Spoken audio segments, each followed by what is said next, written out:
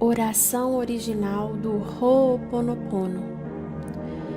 Divino Criador, Pai, Mãe, Filho, todos em um. Se eu, minha família, meus parentes e antepassados ofendemos sua família, parentes e antepassados em pensamentos, fatos ou ações, desde o início de nossa criação até o presente, nós pedimos o seu perdão.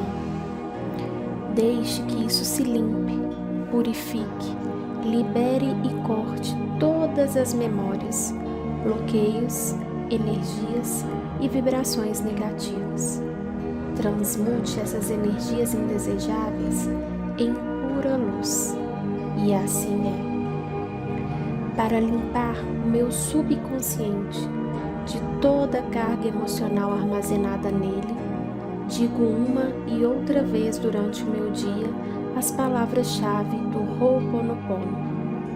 Eu sinto muito, me perdoe, eu te amo, sou grato.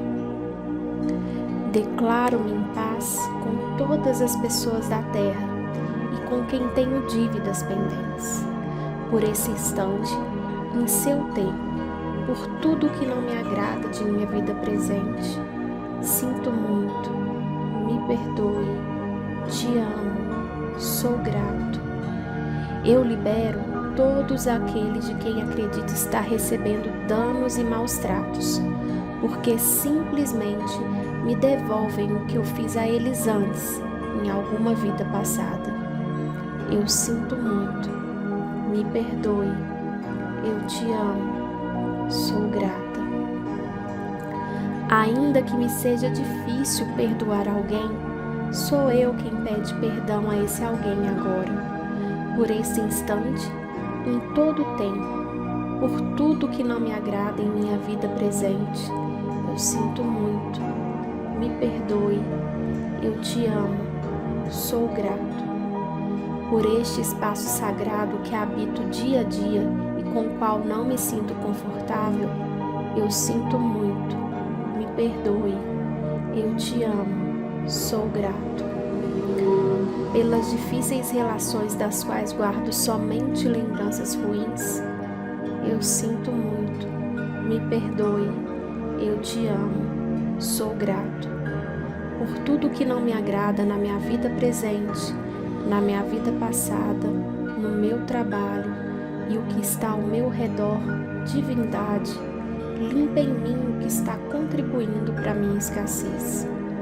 Eu sinto muito, me perdoe, eu te amo, sou grato.